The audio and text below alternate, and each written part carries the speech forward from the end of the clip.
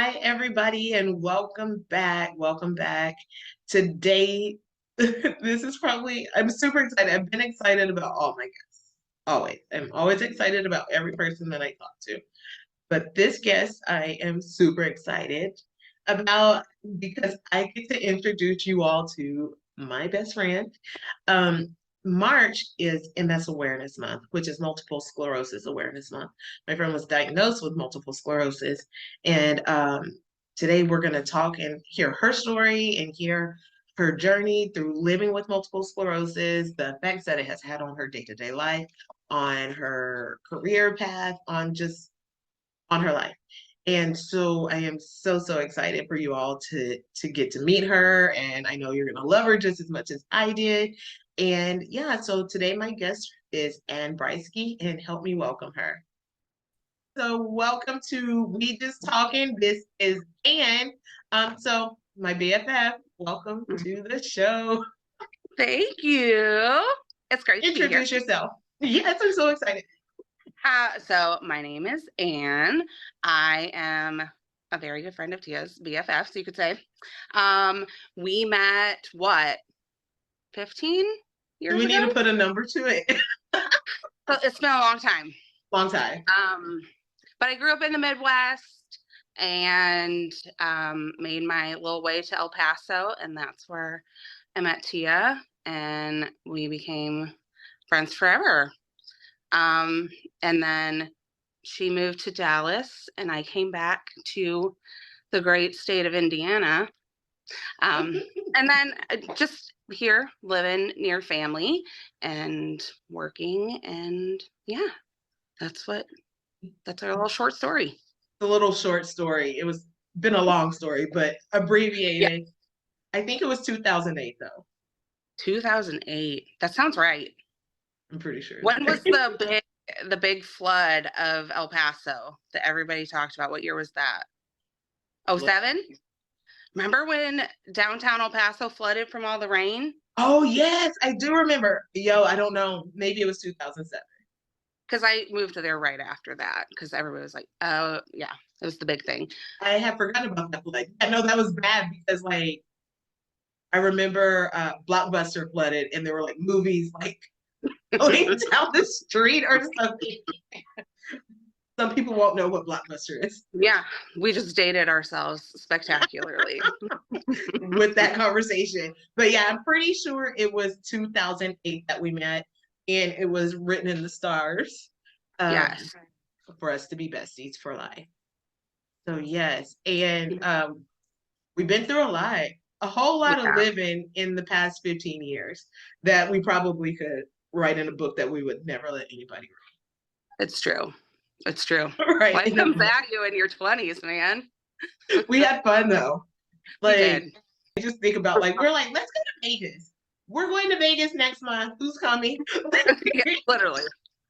Hey, I got a 3-day weekend. Where do you want to go? Let's go to Vegas. So yes, I look back on all that time and I'm like, I'm so like sometimes I think about being married and being a mom, and yes, I desire to have those things, but I also remember back on all the good fun times that I had. And I'm like, well, I'm thankful for that also. And it gave me a little bit of character. It taught me a whole lot about life, Mm-hmm. a whole Yes. lot about life. And so we made it through. We still standing and Mm-hmm. enjoying life and have some pretty funny stories to We really do, man. stories to go ongoing. So yes. But why I brought you on here today. Well, one, I've been just trying to think of a reason to have you on here because I just love talking to you and I want the Yeah. world to love talking to you and to see your face and to know who you are. Yeah. But it was a perfect timing going into March because March is MS Awareness Month, which is multiple sclerosis. For many people, don't know what MS is. I think if you ask the average person, they don't know what MS is. And so March is Multiple Sclerosis Awareness Month. And so I was like, this is it. This is the perfect time for me to have Ann on here so she can talk about it, share your story, and bring awareness to a disease that actually affects more people than probably know that it Yeah. affects. And so Well, I guess first, if you don't mind, just kind of give like a brief like overview of what MS is. So, multiple sclerosis gets its name, multiple meaning many, and sclerosis is scarring. So, it happens when your immune system incorrectly attacks your nerves and your brain, assuming that it's the enemy. So, the easiest way that I explain it is if you think about an electrical cord, how it is wrapped in protective layer to Mhm. protect all of the wires so that you don't have hazard or Get electrocuted. misfiring or electrocution. So your spinal cord has something similar called a myelin sheath. And so what my immune system does is it attacks that protective layer and it exposes the cord. So I don't have, in some areas, I don't have that protective coating. And so it causes my nerves to misfire or die. And then I also have lesions, which is another name for the scars or the sclerosis. I have lesions in my brain as well. And so depending from MS patient to MS patient, everybody can have different symptoms. It's a result of where your scars are and how they present. Mhm. Yes, and so I guess we'll start at the beginning. I was trying to remember what year it was, but what year were you diagnosed? I just did this math. I was 27. Oh yeah. I think. Okay. So you got diagnosed in that year that we just decided, 2000. Mhm.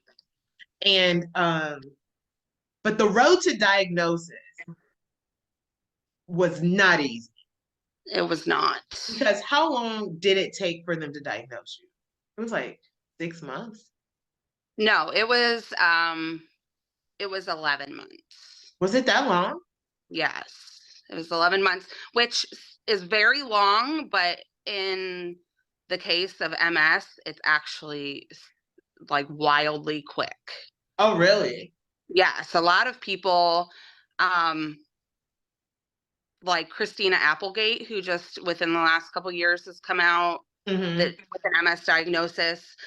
Selma Blair is another celebrity, but they said that they believe that they've had symptoms for like 20 years that just Really? went unnoticed or undiagnosed. Mm-hmm.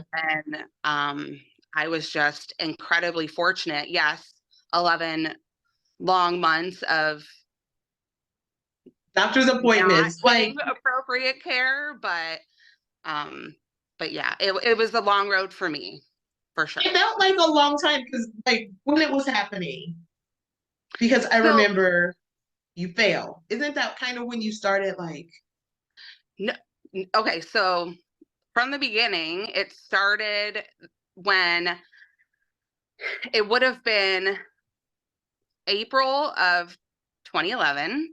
I noticed when I was shaving my legs in the shower that when I passed the razor over a spot on both of my thighs that I couldn't feel it. It mm-hmm. freaked me out. Um, so I went to urgent care because that was the kind of person that I was at that time that didn't have a primary physician because Mm-hmm. nothing bad ever happened. So Yes. if I got a little bug, I just went to urgent care and they gave me my medicine and I went on my way. So that's where I went because I was like, oh, I have numbness in my legs. And they sent me for an MRI right away from there, which looking back is a big deal because Mm-hmm. MRIs are usually the last stop because they're so expensive. Yeah. So I went and had an MRI and what they saw was a bulging disc in my lumbar spine. Mm-hmm. And so from there, that is what I was treated for 11 months that I had, or I suppose like 9 months. It was a long time because you were It was a going and long time. getting So x-rays And like, didn't I they tell you like you need to like go on a diet, which is always, we know is always like this is the yeah, solution. right. So as a fat person with back issues, of course, they prescribed weight loss. At the time, I was trying to lose weight on purpose. And so I did lose weight at that time. But in that period, I saw an orthopedic doctor, I saw a pain doctor, I got injections in my back, like steroid injections, and saw like 3 different doctors. Um, and then in it was our New Year's party at my house. Was that a New Year's party? Yeah, it Oh, was I thought we were just having like, a kickback. get together. Maybe it was. It was It was some in party. January. I think it was just a Hey, let's get circle of together and death sit in the kickback. garage. Yes, garage party. Garage party. Yeah, so I went out to the garage and went to because I had that little step down into the garage, and my foot rolled and I fell. And from that point, over the next 2 weeks, the numbness slowly spread from that spot in my thighs all the way down to my feet and up to my waist. So I was numb from the waist down. Weren't you driving when it went completely numb? I was driving because I was still working. Yeah. And I couldn't feel at when I was still working, I was having a very difficult time. I remember just walking into work, like the walk from the parking lot at Gateway through the Sprint store to my office. I remember being so taxed just from that walk because my gait was affected. So I was numb, but I didn't lose any strength. So that's why I was able to still function. But I was in the car with Jessica and we were going to go grab food on our lunch break, and we were at the light on Gateway and Yarborough. Yeah. To get on to 10, and we were sitting at a stoplight and my foot slipped off the brake, and then I couldn't feel to find the brake, and we almost hit the car in front of us. And I was able to catch it, slam the car and park, and then we got out and switched immediately. And that devastated me and it scared the heck out of me.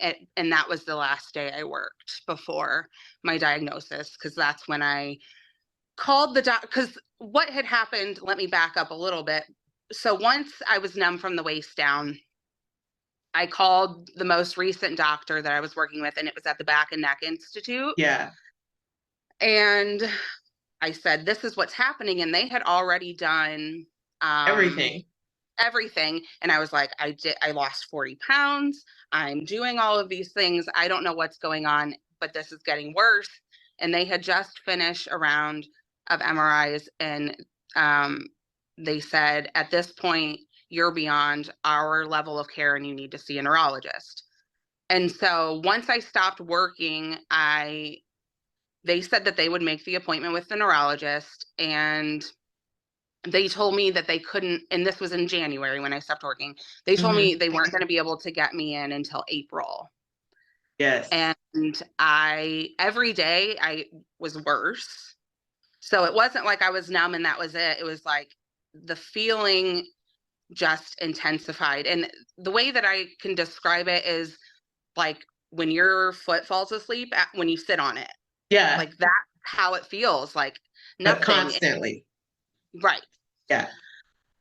And so I called every day and I was like, you have to call and see if there are cancellations every day, because every day I was worse and I was concerned that I wasn't going to be able to care for myself anymore. And so I ended up getting in to see my lovely neurologist, Dr. Adjutor. Wait, hold on. I'm going to press pause right here because I feel like there is an important part of this story that we have just skipped over. Because as your friend when this was happening, I was like, well, she doesn't have anybody here.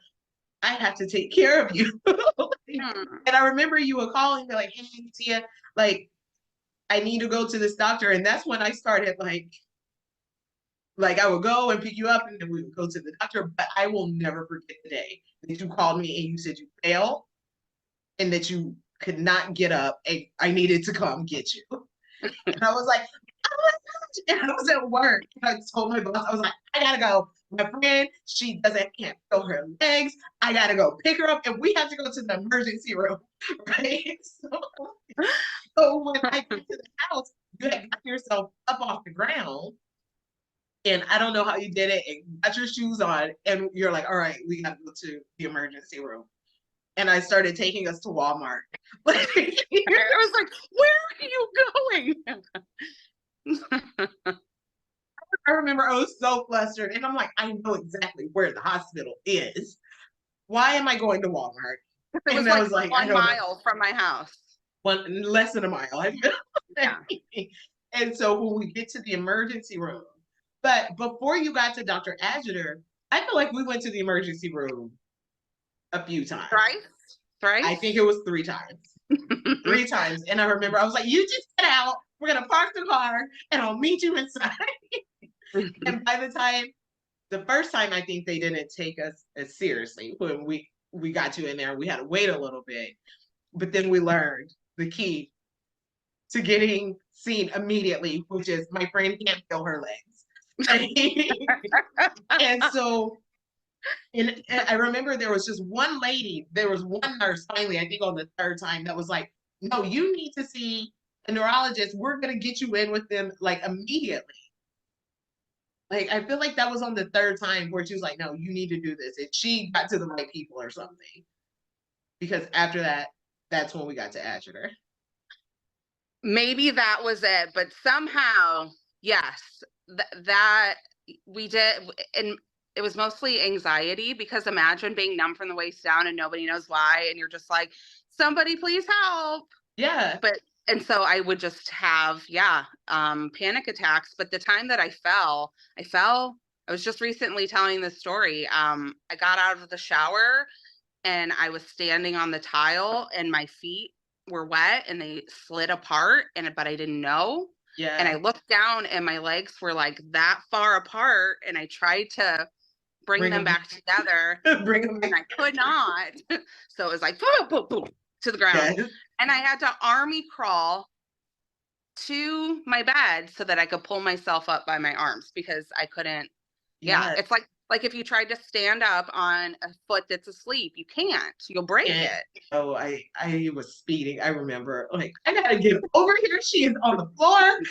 Like, and my boss got to the point where he was like, just go take care of her. Let me know if everything's okay. And so I was like, the first time I was like, she doesn't have any family here. I have to go over. I can't stay here. And so I'm glad that I was working there during that time. Because had I probably been working at Sprint, I probably wouldn't have had the freedom. Like, so that was probably a God thing also, that I was in a position to where I was able to go be that support for you and be your chauffeur for a little bit. Yeah, you took me to so many doctor appointments. I'm so glad that I had somebody as my witness to Dr. Adjutor. Yes. I was like, that somebody else got to understand who he is and his charm, but also his, like, the day. So going back, so once I got into him, finally, he was like, so have you done any blood work? And I was like, no. So you've been under doctor's care for 9 months and nobody sent you for blood work. And I was like, no. So he sent me for blood work. And I remember I had to go 2 weekends in a row because he ordered so many tests that they couldn't draw them all at once. So he did the blood work and I was both vitamin B and vitamin D deficient. So we started that. And then it wasn't too much longer that he ordered a lumbar puncture, or a spinal tap, as most people know it. Um, and I had that done. I always remember it was on a Wednesday, and Thursday, because it was you and Adriana who took care of me. Yeah. Because, like Tia said, I had no family there. I just had fantastic friends who took care of me. Like, I'm very, very, very fortunate. But I was on a little, because you guys would take me on outings because I couldn't leave the house. I couldn't drive. You would take me to Target to get my groceries so I could drive the little motorized cart. um, but she took me on a little outing, and I was supposed to go fly home on Friday, the Friday after my lumbar puncture, because I was like, why am I just here? I should go home and let people at home take care of me. And I got a phone call from the doctor's office, and the nurse was like, please hold for Dr. Edgetor. And when he got on the phone, and he's like, hey, you have infection in your spinal fluid. You need to go to the ER right away. Right away. And I was like, well, but I'm supposed to go home tomorrow. He's like, you need to go to the ER. And I was like, can I go to the ER when I get there? I am your doctor. You could do whatever you want, but I'm telling you, you need to go to the ER. Yeah. And now, knowing what infection in your spinal fluid means, I would have never been trying to negotiate with my doctor. Yeah. But so we ended up going to the ER, me, you, and Adriana. We did not get food before. That was a very poor choice. And we were in the ER for quite some time. Mm-hmm. And then I finally got my room. And at first, do you remember I was in like a special protocol room? Yes, yes. And we had to put on like robes to go in there. Uh-huh. Yes, I remember that. Because they had to rule out what type of infection I had in my spinal fluid. Because I don't want to misspeak, but I believe that if you have infection in your spinal fluid, it's meningitis, just uncertain. I remember them saying meningitis. And so I was like, well, what is this? Like, what does that mean? Right. And I recently went back through my medical records from there, and I have a meningitis diagnosis in there. Oh, so, really? Yeah. So they were able to rule that out basically the next day, and miraculously my mom was able to fly in the next day. I'm sure you went and picked her up, because you picked Mom up quite a few times from the airport for all of my shenanigans. And Dr. Adjutor wanted to do new MRIs. And so I had my brain, cervical spine, and T-spine all done with and without contrast, all in a row, which is like 2.5, 3 hours in an MRI machine, which is terrible. A nightmare. I remember them pulling me out and rubbing my back because I was like drenched in sweat and crying because it was tough.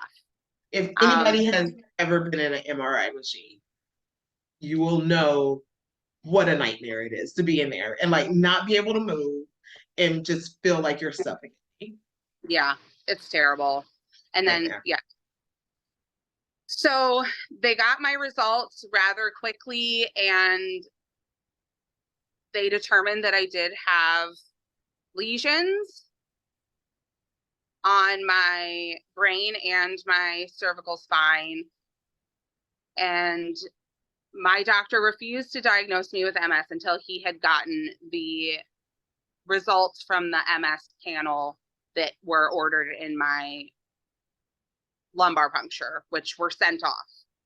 But he said, we're going to treat you as if that is what you have.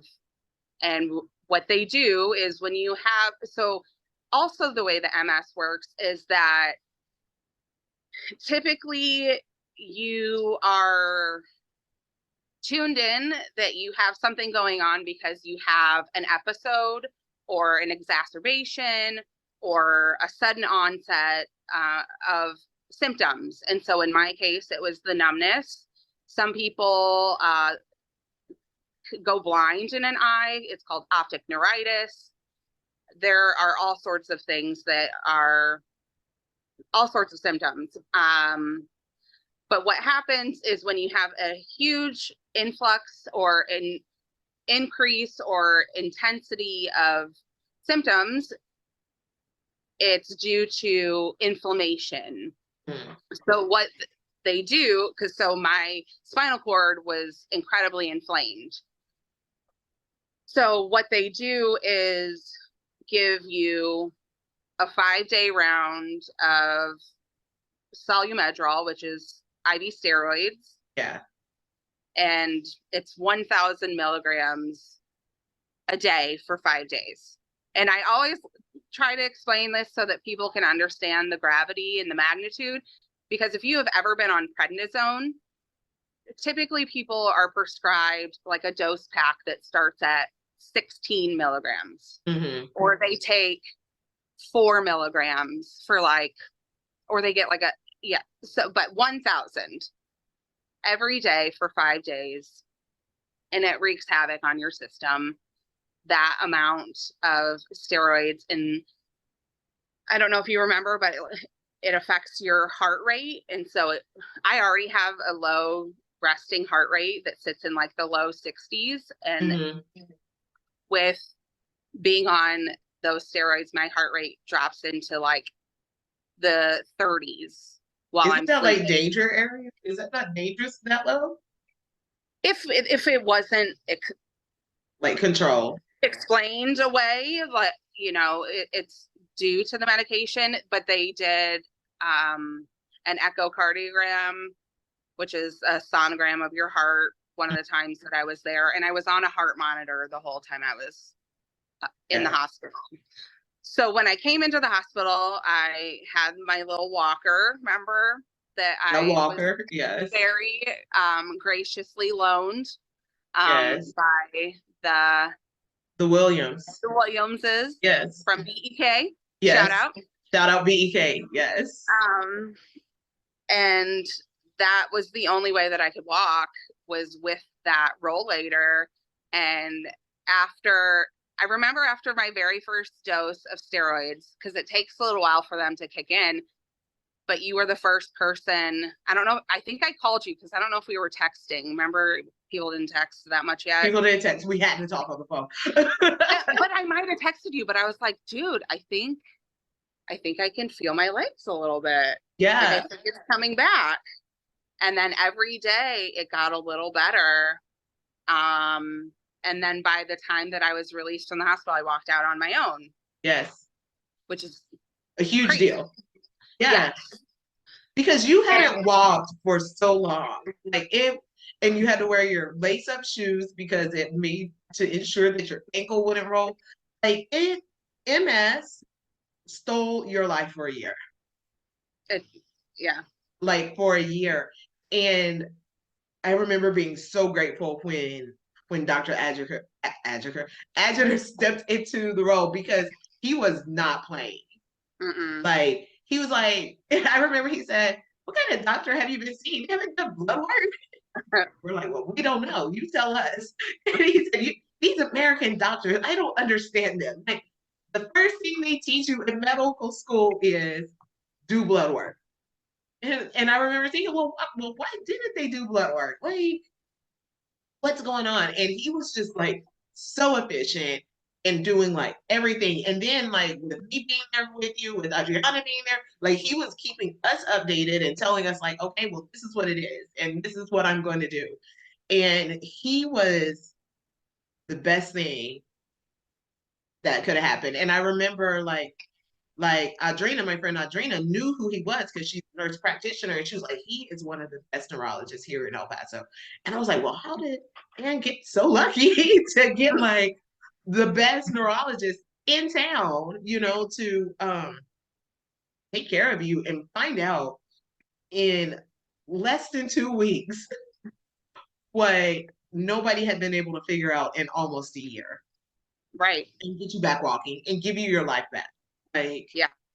because the fact that like you couldn't, if we were at work, you were just at home. Like, not being able to do something, and you are a social butterfly, and like we're always do like, I mean, we were always into something, but like, Mm. so to have to be stuck in the house all the time and not be able to do anything unless somebody is able to like take you to do it, even like the struggle of like cooking for yourself though, because being able to stand up, like as an able-bodied person up until that point, right? Like we take things for granted. Like when we can do things with ease, we take it for granted. We don't think about, well, what happens if, and if happened, Yeah. if happened, and it's like, now how do I navigate my life? Because at that point, like you had a full-time job, you were responsible for employees, you had bought a home, you had bought a car, and now everything was taken away essentially. Like Hmm. your livelihood was literally taken away. So what was kind of, if you put yourself back in that space without like getting depressed about it a little bit, like what Mm. did that feel like, when just like everything was kind of like, not the pause button, like the stop button was hit. I think the way that I dealt with it was by not dealing with it. And I thought that I did the best that I knew how. I'll say that. I thought that I was just finding the silver lining or being positive when it all happened. And I knew that I was fortunate. I knew that I was so blessed and lucky in so many ways. And so I chose to look at those things. And when, before my diagnosis, that was the scariest part Mm-hmm. because you don't know why and you don't know when or if things are ever going to get better. And that was the scariest window, was once the numbness had spread and before I felt like answers were even possible. There was a lot of fear. Once I had a diagnosis, because I think I did go to that appointment by myself. I don't remember if you were there, but it was in April after my hospitalization, and that was when they had the results back from my spinal fluid. No, I know I wasn't there for that because you called and told So the way that I found out my definitive diagnosis was because one thing that Dr. Edshore was notorious for was reviewing your results while you were in the room with him. And so he looked at it and he was like, "Oh, yep, it's MS." And that's how I found out. And I tell that story like, "Oh, yeah, that's how I found out." But I don't remember. I just remember immediately being like, "Okay, good. It has a name. Now let's what's next? what's next. Yeah. What's the treatment course? What do we do?" Um, and so I think for that first year, because once I could walk again, I still couldn't drive because I didn't have all of the feeling back. And I was still traumatized from the incident driving prior, that Yeah. I knew I couldn't drive until I was fully ready. And so my mom was here when I started testing, and I remember we tried and I was like, "No, I can't drive yet." And so then, but after that, I came back to work and everyone was so receptive. And I was so fortunate to we had a really good boss at that time. And he was very understanding because his mom had MS. So he Oh, was really? very, yeah. So he totally understood. And I kind of just jumped back into work and was kind of like, this is a part of my life, but it's also like the past because we've moved on. Yeah. Because that's kind of how it felt. But then when I started to realize the ways that it affected me, that I was starting to notice like my lack of energy, my propensity to be so fatigued for no reason. And then, like I relapsed so quickly. It was like 10 months later that I relapsed because I had new numbness in my hands. And that's when it kind of hit me. And that's when I had to allow myself to mourn. And I still do. It's like, it's not something that I think I'll ever get over. I think I will always have to mourn the life that I thought that I was going to have. Yeah. Because MS does affect my life a lot, and it took a lot of my life from me because I ultimately resigned from Sprint because one of the biggest triggers for MS and most autoimmune disorders, and I think most things, is stress. Yes. And that is one of the most stressful. Sales Yeah. is the most stressful environment that you can be in as a healthy person. And add that layer of stress on top of I'm just trying to live and survive and make it through the best way that I know how. Like, there's no way to function, to be a functional human being and carry that weight. Sometimes it could have been different had you not been in the exact role that you were in, but you were a manager. Like, you were responsible for people. And so I'm not just responsible for running me. Like, I gotta make sure these people get paid. I gotta make sure people call in, people got problems, you gotta talk to customers. Like, it's not easy being on the front lines as a salesperson. And Mm-mm. so, just trying to navigate this new thing that is now, it's not who you are, but is now a part of who you are, right? And so trying to get back to normal, which I think a lot of times we do that because we think if we get back to normal, then we can compartmentalize everything and make it okay. Mm-hmm. But and I've talked about this in other, last week we were talking about women, but I think as women, that's something that we do because we're so used to having to like multitask and do multiple things at one time and not focus folks fully on like the task in front of us. And I know that was one of the biggest things that became like a struggle or like a burden is trying to multitask now, that like doing the multitasking that working in the sales environment really takes, Mm-hmm. was, I feel like that more than anything, I think that was the most obvious thing that was the like, when you got your diagnosis and then you tried to like return back to regular life, like the ability to do 5 things at one time, like be superwoman, Yeah. So yeah. And I did write down a couple of things and we kind of talked through a lot of things. And one of the biggest things, probably before your diagnosis, I had only heard of MS because the person I was dating at the time, his mom had it. And so that was the only thing that I knew of MS. And I don't think I ever even really talked to you about it because I saw what her life looked like. Mm. And it terrified me. Like, it terrified me for you because I was like, well, I'm getting emotional about this. And I've never been emotional about this for you. I was like, I don't want this to be my friend's life.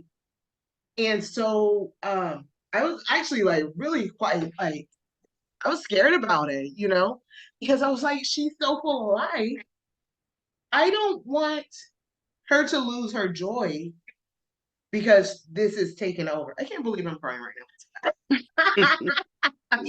But like, and so when Dr. Adjutor like um came in and like was basically saying you can still have your life, I was like relieved for you. And like then I think with MS, because so many people were not diagnosed, and that's one of the things that I looked at when I was kind of like researching for this, how is that like more people are beginning to be diagnosed with this because there's better diagnostic capabilities. But I think on top of there being better capabilities of diagnosing this, um, there's better medication for it. Mm-hmm. And so, because like I said, all I knew was about her, and it took her life like that. Like they said, it was just like so fast that it took her capabilities away. And so when he was talking about all these different medications and these different treatments, like, and I think that you got the best, you know, as you were going through this, and like even like medications where they were like, this is just a trial, but we think we think this will be beneficial for you. And you're like, you know what? If this is gonna work for me, I'm gonna try it. I'm gonna try it. And like you were just the so brave through it all. And I think it doesn't hurt that, you know, we joke about everything. Like, to find joy in things, because it's either like I laugh or I cry, right? Mm-hmm. And so, but like I will watch you and you have to giving yourself like shots all the time. But like you would be taking, like you have bruises everywhere, and you would just be like, gotta take my shot. Like, what in the world? Like you, I think the Lord really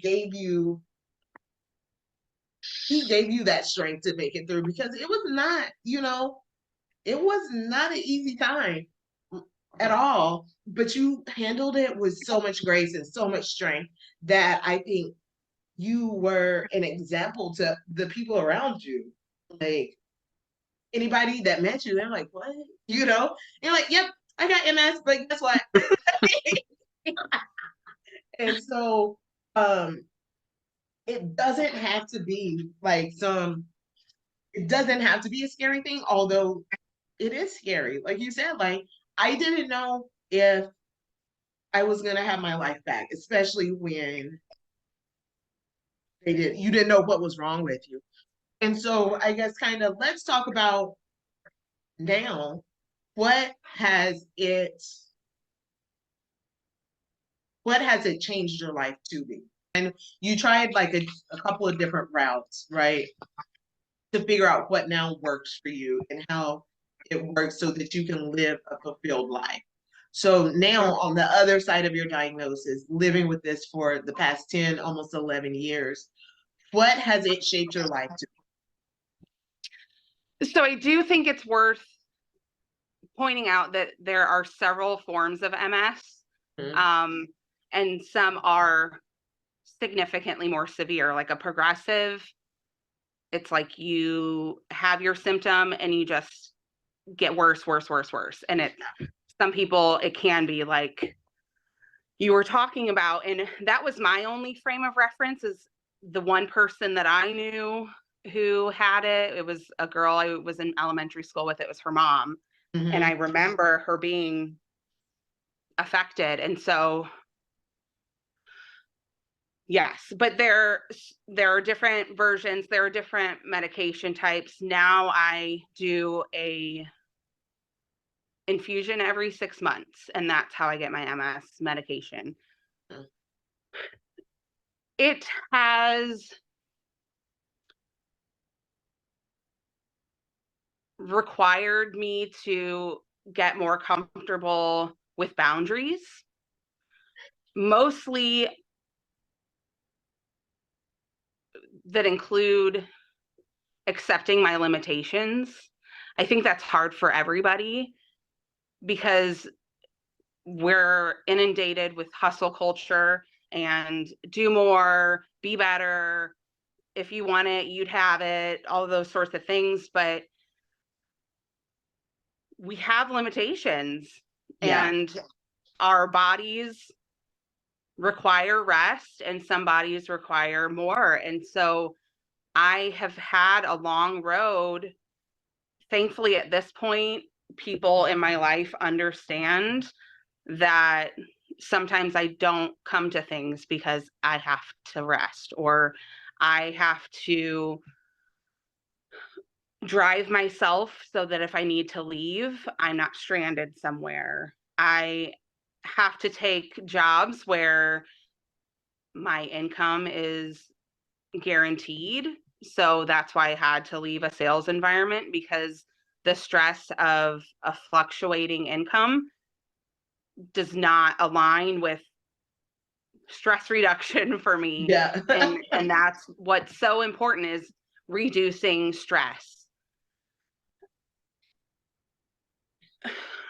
Yeah. And so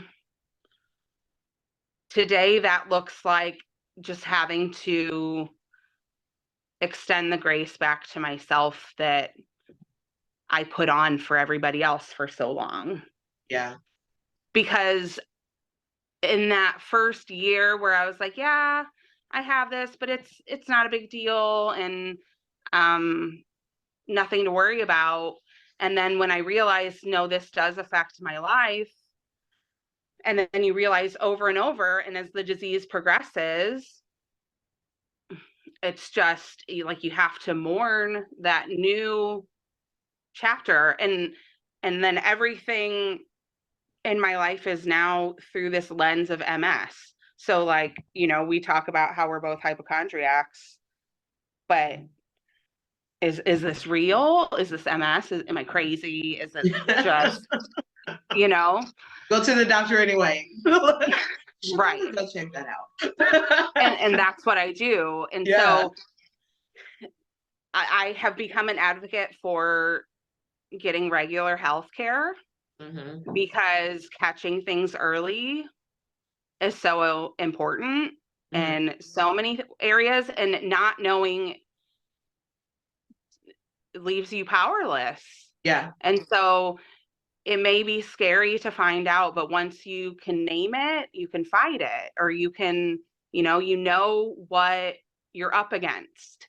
And so I have become, yes, an advocate in getting appropriate health care. But also, I have become so much more educated in regards to disability, because MS is a disability. It's protected by the ADA. It's listed in the conditions if you decide to self-identify with an employer. And for most people, MS is invisible until it starts to affect your mobility. Yeah. And it has made me understand disability in a very different way, because as with so many things in life, if you don't know someone's story, you're able to say it affects them over there. Yeah, you But create a now, different narrative for it. right. But now it's my friend Ann. Yeah. And and so when people, like, I work in a hospital now, and people use a wheelchair when, like, they walk themselves into the hospital and then they ask for a wheelchair escort. It's like, and people have things to say about it. People are like, well, if you could walk in, why can't you walk to your doctor's appointment? And it's not my job to determine how to much be the help disability police. Like, I don't know how you're feeling. Right. And people have a lot of feelings about who gets a handicap placard and who gets to park in handicap parking. And when I saw them get out of the car and they were fine, but you don't know. You never know. And wouldn't you always rather be supportive of a disabled person than to catch the bad guy? Yeah. If that's what's happening. And so I think it's just made me so aware of how rampant ableism is in our culture. It just makes you so, once you're affected by it, it's so personal. And Yeah. you see all of the ways in which the world is designed to exclude you. Mhm. And that's how it is for so many disabled people, is that the world is not designed to include them. And so it's our responsibility as more able people or able-bodied people to do that work Mhm. so that everyone has access to all spaces. Yeah. So Yeah. that and that's something that I'm so passionate about now, is disability advocacy and awareness, just all of the resources that are available, like being put on medications that insurance won't cover, but Yeah. knowing that there are discounts available or manufacturer coupons and things like that. Like, nobody taught me those things, and I learned them on my own, but I share it with everybody that I know Yeah. And because because you found out, like I've shared it with people because it happened to you. And I'm like, well, did you know you have the ability to do this? Because people, they don't tell you. Of course, they don't tell you though, right? right, That's a whole, that's a whole other topic. But like, there is access and like just access to healthcare and being well. Like, it's, it shouldn't be so hard. It shouldn't be so hard to get right, access to be able to get the medication that you need. Because one of the things we used to talk about is just how expensive the medications really are. Like just for just your regular dosage, to be my for a month. one of my infusions, I could show you the statement. One of my infusions is $168,000. And the last time I had it done, they didn't get a prior authorization, and I got a bill for $32,000. Nice suggestion. Yeah, I was like, nah, couldn't be me. I didn't even ask for this. Y'all gave it to me. And thankfully, they were Yeah. able to call my insurance and be like, Yeah. hey, we should have had this covered. And they were like, okay. But if Yeah. that wasn't the case, and like, Yeah. that's not even affordable. Like, what are we even doing? And so I've seen the once you need healthcare, it's Hmm. a big bummer. It's a really big bummer in this country, Yeah. because people still to this day ask me which insurance they should pick, because they know I know Yeah. what insurance is the best. And it may be the one that costs you more, or it may be the cheapest one, because I know how to figure out, based on what what your best Yeah. choice is. And like for me, I pick a higher deductible plan Mhm. because I know, or a higher out of pocket max, because Yeah. the way my life works, that's what works for me. So there's no, if I could do anything in this world, it would be to help people in situations like mine or worse still live their lives. That's something we might need to get on and figure out how to make that happen. Well, and that's the thing. And every time we always talk about gatekeeping our idea, because I swear it doesn't exist and somebody with money is going to do it. Hmm. But that's what me and Rebecca talk about. Rebecca is my sister. She's a Yeah. nurse.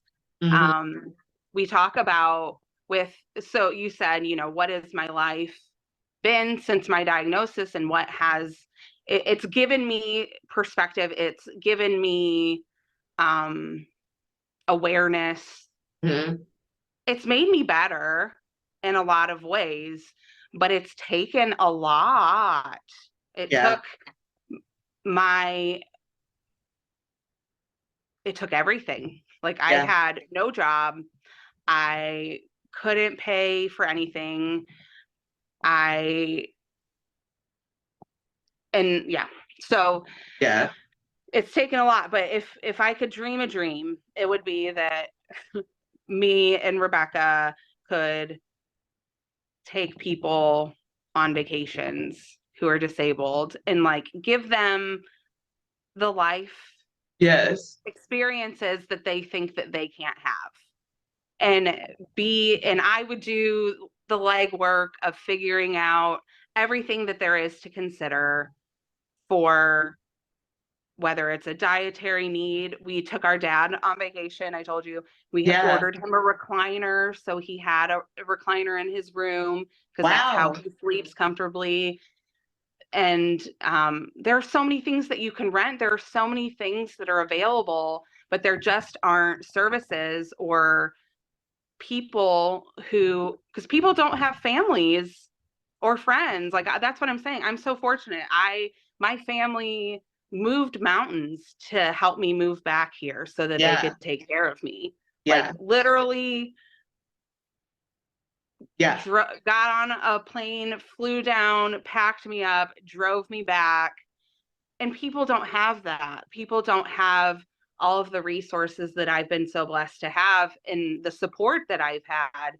And so people don't have people that are willing to give up their vacation to take Yeah. care of another Carol. family member. But with Yeah. my sister, because my sister does home infusions, and so she could take patients that require medical care. And Y'all may be then, onto something, dude. Like, right. And that's what I'm saying is like, it's such a great idea. And it's such a great idea. And it would bring me so much joy. And I know that there is somebody who would love to, you know, be able to help fund it. But yeah, finding who that that is someone what, is. yeah, Finding that someone. Because y'all vacation well. That's we one do. thing. I was gonna ask you because we talked about like what MS has taken away from you. But I feel like MS is giving you so much also Hmm. because you're now with your family and almost everyone is in proximity, right? Hmm. And so for well, not 10 years, but what was it, like 5 or 6 years, you were in El Paso as, on an island alone, right? Essentially. And so now there's that. But what else has MS given to you? I think it's given me the relationships that I have with my family. I am the youngest of seven. You know this, but your listeners don't. I'm the youngest of seven. My parents have been married for 53 years, Yeah. and we are all incredibly close. And it's hard to, because I'm the person who experienced it, right? I don't know what it was like to watch me experience. I've never witnessed anybody close in my life go through anything that I've gone through like this. And so even like, seeing you talk about what it was like, it's it's like an out of body experience because I was just doing what I was doing. But the amount of care and concern and the we'll do whatever it takes that instill my, like, anybody in my family would do anything for me, Mhm. anything. And I mean, and it's not just me, but I know that I am so cared for. And I don't think that they care more because I have MS, but I think it gave us a opportunity to express it or Yeah. to live it, that this is what it really is to show up for someone to, yeah. But I think too, because I went through the hardest times without family, I Hmm. think that I can look back at that time in my life and be so grateful for friendships and people that were placed in my life that may as well have been family. And I just think that it has taught me so much about relationships because you don't know how else you would learn it. Like, you wish you didn't have to go through things to learn things, but you don't know what else life would have dealt you. Yeah. And but I think that it's just really given me an understanding of how it is to be cared for. And I think people need that.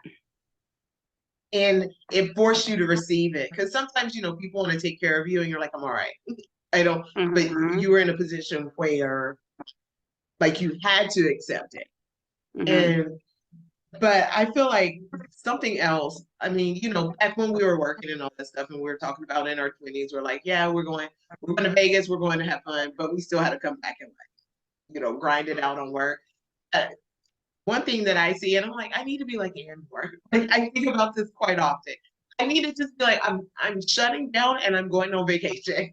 Like, because I think that's one of the best things that it has put you in proximity to your family, but also giving you that ability to create memories with your family on vacation. Like taking your parents on this cruise was a big deal. Like that was a Mm-hmm. big deal. And because your dad probably didn't think that he would ever be able to do something like that No. again. And so being able to be there to create these memories with them. Like you can create core memories. You don't only create core memories as a child. Like Right. you can continuously be creating that. And so it gave you back that connection, that closeness, and then also the ability to be like, you're like, me and Rebecca are going on a cruise in 2 months. You and Casey want to go? I'm like, yo, we gotta work. Do we need to be working You on got to ourselves? go on vacation. Life is short. It is short. That Take the life is vacation. so short. Take Yes. vacation, because the way the world is, you may not ever retire anyway. So Mm-hmm. what, and the thing that I tell people all of the time is, because where I work, we have volunteers who like they escort patients to places, or they wheel them in their wheelchairs or whatever. But most of them are 60s, 70s, and some of them are even in their 80s. Mm-hmm. And so they're all retired. And they every time they come in, they're always like, hey, Ann, when's your next cruise? Like, I'm Mrs. Cruise, right? Yeah.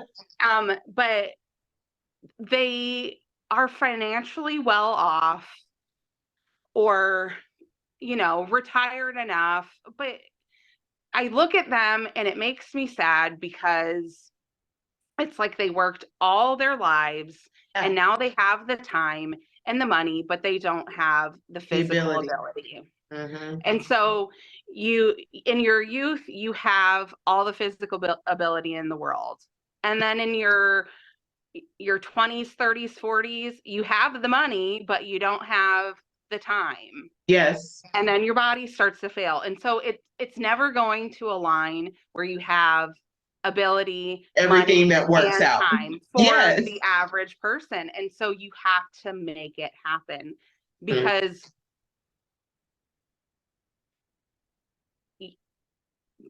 we require rest. We require We require rest. joy. We're worthy of all of those things. And like I was saying, the hustle culture, and I can't stop, and I gotta go, and promise you, it'll be there when you get back. Because And yeah. my body kicked me out of work for what, 5 Years. months? Yeah. Right. But like, just to go back to sprint. And when I came Yeah. back, place was still going. It hadn't burned down. People were still coming to Right. work. And that's the other thing that as people who work, that we have to recognize. Like we can be loyal to our employers to the T. But if something happens to us, they are gonna put somebody else into that position immediately. And so I really am trying to be better and like take that time out, because I'm like, if something happened to me, they're just gonna replace me tomorrow, and here I am, just unable to do anything, unable to function because I gave all my time, all this to them. And so it's so important. And that's one thing I'm like, I need to take more vacations. I need to take more time off and not like kill myself doing a job. And that's what I tell people. That's what I always tell people. Because I have MS, I don't know how long I'm going to have what I have. And every time I go on vacation, like this last cruise, I slept a lot. And apparently there was concern with how much I was sleeping. But that is when my body knows it can stop, it does. Yeah. Because if I work Monday through Friday and I'm off on the weekend, one of the 2 days, and you know this, is blobbing on the couch. And that's all I can do. Yeah. Because my body physically, there are days where I will try to wake up from a nap and my eyes won't open because my body is demanding more sleep. And so I'm fortunate that I can do that, but we don't have appropriate work-life balance. I say every Monday, I can't believe we all signed up for this. It's so 40 dumb. hours So ghetto. is ridiculous. 5 days a week is ridiculous. We were not meant to live these lives. We were meant to enjoy. We were meant to experience. And so I encourage that because, like me, you never know. You never know. For me, it was like I had never been sick a day in my life. That's a lie, because I think my MS was triggered by one of the times I got the flu, because whatever. But, you know, like I was rarely sick. I never had a primary physician. I never had any worries in the world. And then everything was gone. And then now it costs me hundreds of thousands of dollars just to be alive every year now. And so you never know. So take the moments that you have. Don't put it off until tomorrow. Right. Put it off until tomorrow. That is the huge thing that MS has given me. And I can't shut up about it. Yeah. Like everybody know, and I can count probably on 2 hands people that I have talked into going on vacations just within the last few months, because they're like, you're right. You're right. Thank you.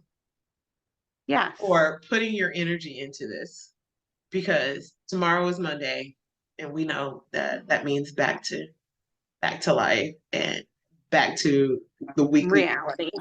Yes. But thank you for taking time out on this Sunday evening to like sit down and chat with me and share your story. And I didn't talk about any of the PowerPoints that we have posted, but I think the conversation that we had is more powerful than statistics, because sometimes people don't pay attention to statistics, they pay attention to real life stories. And so now they can say, well, I know what this is because I have heard from Ann. And so thank you for sharing this tonight, and thank you for being on here with me. And next time you're on here with me, I don't know, we'll make up a table and talk to the people about it. Yeah. So yes. And so yeah, friends, thank you for being on here with me tonight. Yes, I love you, love you so much. Love you too, and, very much. I'm glad the people get to meet Ebony and Ivory. Yeah. So all right. Till the wheels fall off. Till the wheels fall off and the spares go on. So yes, and thank you for everybody for listening to us. And until we talk next week, thanks for being here on We Just Talkin'.